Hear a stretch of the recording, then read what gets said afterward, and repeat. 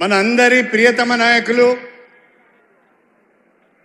తెలంగాణ అభివృద్ధిని పరుగులు పెట్టిస్తున్న స్టేషన్ గన్పూర్ నియోజకవర్గం పైన అత్యంత ఆదరాభిమానాలను చూపిస్తూ 800 కోట్ల పైచిలుకు నిధులకు అభివృద్ధి నిధులను మంజూరు ఇచ్చిన మన పైన ప్రేమతో ఈరోజు మన నియోజకవర్గానికి వచ్చిన గౌరవనీయులు శ్రీ రేవంత్ రెడ్డి గారికి స్వాగతం సుస్వాగతం. వేదిక పైన ఉన్న గౌరవ మంత్రివర్యులు శ్రీ పొంగులేటి శ్రీనివాస్ రెడ్డి గారు, గౌరవ మంత్రివర్యులు శ్రీమతి కొండా సురేఖ గారు, గౌరవ మంత్రివర్యులు శ్రీమతి ధనసూరి అనసూయ గారు, గౌరవ పార్లమెంట్ సభ్యురాలు మొన్నటి పార్లమెంట్ ఎన్నికలలో మీ అందరి ఆశీర్వాదంతో వరంగల్ పార్లమెంట్ ఎంపీగా ఎన్నికైన డాక్టర్ కడియం కావ్య గారు, వేదిక పైనున్న పార్లమెంట్ సభ్యులు, వేదిక పైనున్న శాసనసభ్యులు, శాసన మండలి సభ్యులు, వేదిక పైనున్న కార్పొరేషన్ చైర్మన్లు, జిల్లా పార్టీ అధ్యక్షులు, స్టేషన్ గన్పూర్ నియోజకవర్గానికి చెందిన ప్రజాప్రతినిధులందరికీ, నాయకులందరికీ, స్టేషన్ గన్పూర్ నియోజకవర్గంలోని 7 మండలాల నుండి, మారుమూల ప్రాంతాల నుంచి మా ముఖ్యమంత్రి రేవంత్ రెడ్డి గారి సభను జయప్రదం చేయాలని ఎండను సైతము లెక్క చేయకుండా వచ్చిన మా అక్క చెల్లెళ్లకు, అన్నదమ్ములకు, ప్రతి ఒక్కరికి, మీడియా మిత్రులకు పేరు పేరున నా హృదయపూర్వకమైన నమస్కారాలు తెలియజేసుకుంటున్నా. నేను మీ అందరి ఆదరాభిమానాలతో ఎమ్మెల్యేగా ఎన్నికయ్యాను. ఎమ్మెల్యే ఎన్నికల సందర్భంగా చెప్పాను, అవకాశం ఇస్తే అభివృద్ధి చేస్తాను అని. మీరు నమ్మి నాకు ఓటేశారు. ఆనాడు నేను ఎమ్మెల్యేగా గెలిచాను. ఎమ్మెల్యేగా గెలిచిన తర్వాత ప్రతిపక్షంలో కూర్చోవలసి వచ్చింది. ప్రతిపక్షంలో ఉంటే స్టేషన్ గన్పూర్ నియోజకవర్గం ఆగమవుతుంది, అభివృద్ధి జరగదు, ప్రభుత్వ సహకారం లేకుండా ఏ పని చేయలేమోనని మదన పడుతున్న సమయంలో లోకసభ ఎన్నికల సందర్భంగా మన ప్రియతమ ముఖ్యమంత్రి శ్రీ రేవంత్ రెడ్డి గారు, అన్న మీలాంటి వాళ్ళు కాంగ్రెస్ పార్టీలో ఉంటే బాగుంటుంది, మీరు కాంగ్రెస్ పార్టీలోకి రండి, మీ అనుభవం అవసరమంటే వారితో నాకున్న స్నేహం, వారితో నాకున్న సాన్నిహిత్యం, వారిపైన నాకున్న నమ్మకంతో నేను కాంగ్రెస్ పార్టీలో చేరడం జరిగింది అని చెప్పి ఈ సందర్భంగా తెలియజేస్తున్నా. అయితే సంవత్సరం తిరగక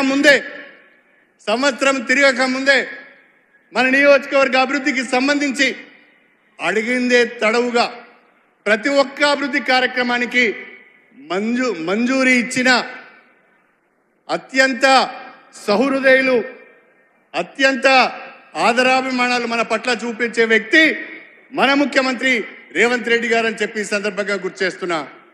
800 కోట్ల రూపాయల నిధులతో కూడిన అభివృద్ధి పనులకు ఈరోజు మనం శంకుస్థాపన చేసుకున్నాం. దాదాపుగా అన్నిటికీ పరిపాలనా అనుమతులు వచ్చాయి, అన్నిటికీ టెండర్లు పిలిచారు, అన్నిటికీ అగ్రిమెంట్లు అయినాయి.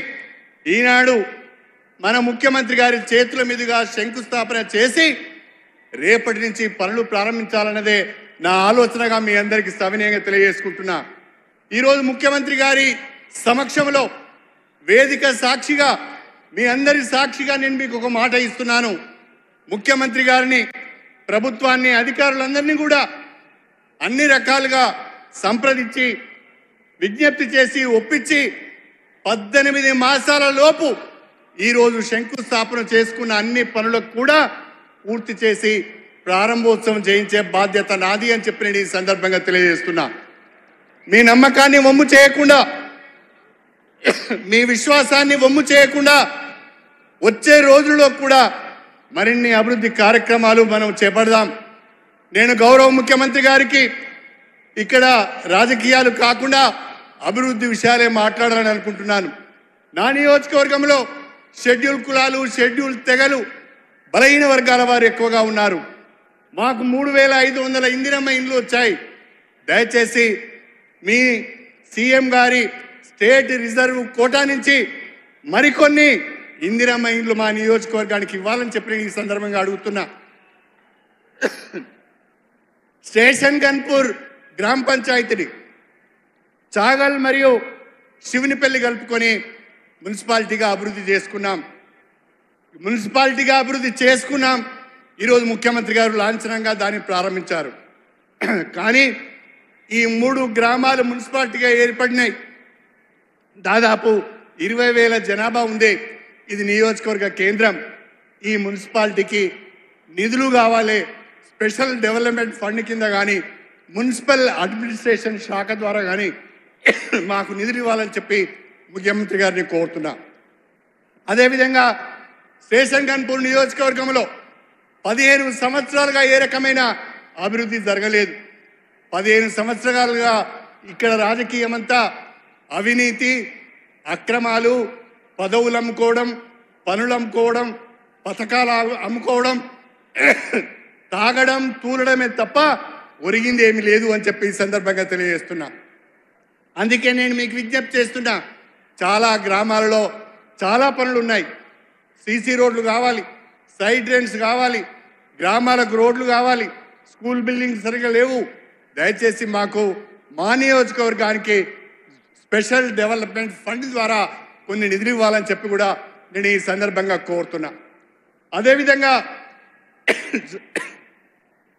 స్టేషన్ గన్పూర్ నియోజకవర్గం, వర్ధనపేట, పాలకుర్తి, తుంగతుర్తి ఈ 4 నియోజకవర్గాలకు సంబంధించి దేవాదుల ఎత్తిపోతల పథకం ప్యాకేజీ 6 ఫేజ్ 3 ద్వారా 80,000 ఎకరాలకు సాగునీరు అందించే అవకాశం ఉన్నది.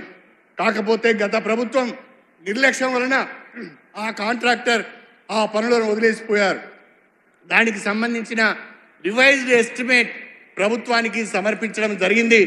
దయచేసి మీరు దాన్ని వెంటనే ఆ రివైజ్డ్ ఎస్టిమేట్ తెప్పించుకొని అది కనుక మంజూరిస్తే మా 4 నియోజకవర్గాలలో 80,000 ఎకరాలకు సాగునీరు అందించే అవకాశం ఉంటుంది అని చెప్పి కూడా నేను ఈ సందర్భంగా తెలియజేసుకుంటున్నా. నూతనంగా చిల్పూరు, వేలేరు మండలాలు ఏర్పడ్డాయి. ఆ మండలాల్లో మాకు ఎంపీడీఓ ఆఫీసు లేదు, ఎంఆర్ఓ ఆఫీసు లేదు, పోలీస్ స్టేషన్ భవనాలు లేవు. దయచేసి చిల్పూరులో, వేలేరు మండలాల్లో మండల కాంప్లెక్స్లు కూడా మంజూరు చేయాలని చెప్పి నేను ఈ సందర్భంగా మీకు ప్రత్యేకంగా విజ్ఞప్తి చేసుకుంటున్నాను. నాకు నమ్మకం ఉంది, నాకు విశ్వాసం ఉంది.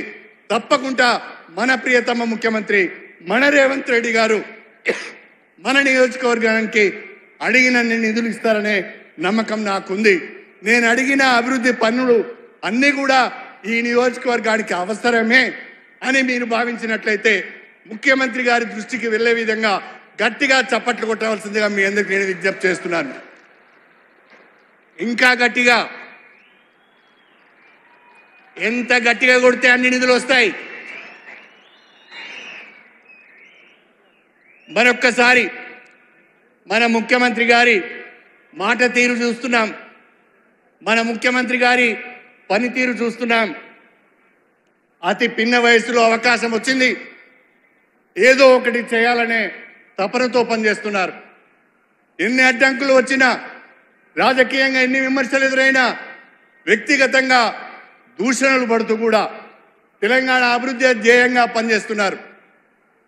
T20 ఆడుతున్నాడు, టెస్ట్ మ్యాచ్ పోయింది, వన్డే పోయింది. రేవంత్ రెడ్డి గారు T20 మ్యాచ్ ఆడుతున్నారని చెప్పి ఈ సందర్భంగా గుర్తు చేస్తున్నా.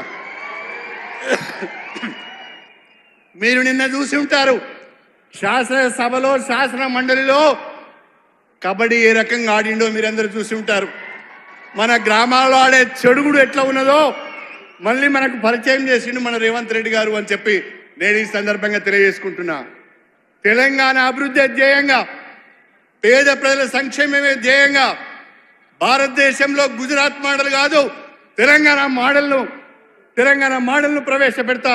ప్రతి రాష్ట్రం కూడా తెలంగాణ మోడలే ఫాలో కావాలనే విధంగా ఒక ఆత్మధైర్యంతో, ఆత్మవిశ్వాసంతో, ఆత్మ నిబ్రంతో ముందుకు వెళ్తున్న మన ముఖ్యమంత్రి, మన నాయకులు రేవంత్ రెడ్డి గారికి మనందరం కూడా అండగా ఉండాలని చెప్పి ఈ సందర్భంగా మీ అందరినీ కూడా కోరుకుంటూ, పెద్ద సంఖ్యలో ఎండను సైతం లెక్క చేయకుండా తరలి వచ్చిన మా అక్క చెల్లెళ్లకు, అన్నదమ్ములకు మరొక్కసారి చేతులెత్తి నమస్కారం చేస్తూ మీ అందరి దగ్గర సెలవు తీసుకుంటున్నాను. జై హింద్. గౌరవ శాసనసభ్యులు జై తెలంగాణ. గౌరవ శాసనసభ్యులు కడియం శ్రీహరి గారికి ధన్యవాదాలు తెలియజేస్తూ లోక్సభ సభ్యులు డాక్టర్ కడియం కావ్య గారు మాట్లాడతారు. వారిని స్వాగతిస్తున్నాం. ఈరోజు ఈ స్టేషన్ గన్పూర్ భారీ బహిరంగ సభకి విచ్చేసినటువంటి మన ప్రియతమ నేత ఎన్నో కష్టాలకి ఓర్చి నిలిచి గెలిచి తను తలచిన అభివృద్ధినే ధ్యేయంగా మన తెలంగాణని ముందుకు నడిపిస్తున్నటువంటి మన ప్రియతమ ముఖ్యమంత్రి శ్రీ రేవంత్ రెడ్డి గారికి మన గన్పూర్ ప్రజల తరఫున హార్దిక స్వాగతం సుస్వాగతం.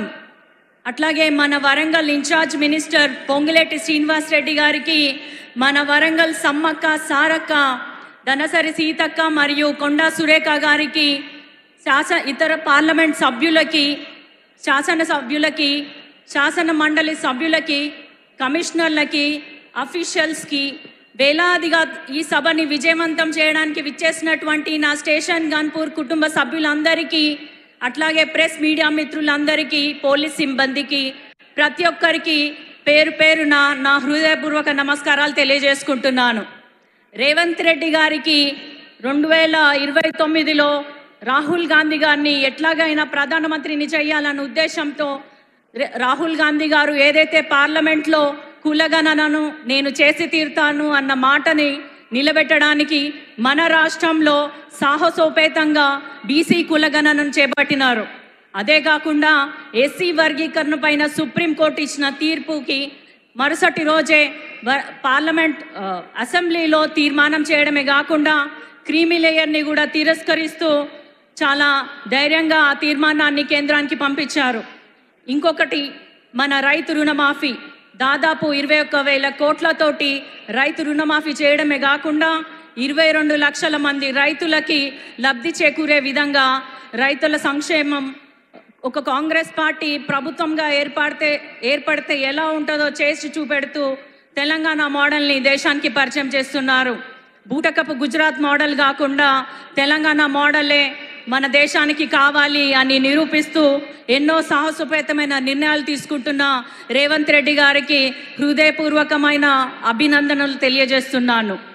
మన తెలంగాణకి వస్తే విద్య, వైద్యం, వ్యవసాయం, విద్యుత్ ఇట్లా అనేక రంగాలలో మరియు పిల్లలు, మహిళలు, వృద్ధులు, యువతకి ప్రతి ఒక్క రంగాన్ని కూడా ప్రతి ఒక్క వర్గాన్ని కూడా అభివృద్ధి పదంలో ముందుకు తీసుకెళ్ళాలి అన్న ఉద్దేశంతో అహర్నిశలు కష్టపడుతున్నారు. విద్య పరంగా చూసుకున్నట్లయితే మొన్నటికి మొన్న 55 నియోజకవర్గాలలో 55 స్కూళ్ళకి 200 కోట్ల చొప్పున ఇంటిగ్రేటెడ్ రెసిడెన్షియల్ స్కూల్ సిస్టమ్ని దాదాపు 11,000 కోట్లు నిధులు మంజూరు చేయడం జరిగింది. మన యువతకి వచ్చినట్లయితే గత 10 ఏళ్లలో ఎటువంటి ఉద్యోగ సౌకర్యాలు లేకపోయినా, ఉద్యోగ అవకాశాలు ఇవ్వకపోయినా కేవలం సంవత్సరంన్నర కాలంలో దాదాపు 55,000 ఉద్యోగాలు భర్తీ చేయడం జరిగింది. ఈ విధంగా ఇందిరా మహిళా శక్తి మహిళల్ని లక్షాధికారులుగా, కోటీశ్వరులుగా చేయాలన్న ఉద్దేశంతో ఇందిరా మహిళా శక్తి పథకాన్ని కూడా చాలా వేగవంతంగా తీసుకొస్తున్నారు. మహిళల అభ్యున్నతితోటి దేశం బాగుపడుతుంది, రాష్ట్రం బాగుపడుతుంది అన్న సదుద్దేశంతో ఈ కార్యక్రమాన్ని చేపట్టినారు. ఇక వరంగల్ విషయానికి వస్తే, వరంగల్ అంటే రేవంత్ అన్నకి ప్రత్యేకమైన ప్రేమ, అభిమానం. మనకి ఎన్నో ఏళ్లుగా కళ్ళగా మిగిలిపోయినటువంటి మామ్నూర్ ఎయిర్పోర్ట్ కోసం కేంద్రం దగ్గర పోరాడి, కేంద్రం దగ్గర అనేక సార్లు కేంద్ర మంత్రులను కలిసి ఒత్తిడి తీసుకొచ్చి జిఎంఆర్ సంస్థ ఏదైతే 150 కిలోమీటర్ల మేర ఇంకో ఎయిర్పోర్ట్ ఇయ్యము అని పట్టుబట్టి కూర్చున్నా కూడా ఆ నిబంధనని సడలించి మన కోసం ఎయిర్పోర్ట్ తీసుకొచ్చారు.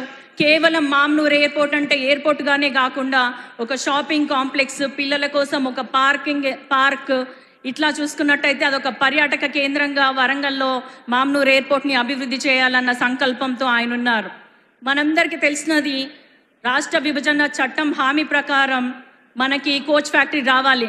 కానీ ఎన్నోసార్లు కేంద్రం మొండికేసినా కూడా అన్నిసార్లు కూడా ఢిల్లీకి వెళ్ళి ఒత్తిడి తీసుకొచ్చి మన కోసం కోచ్ ఫ్యాక్టరీ తీసుకొచ్చారు.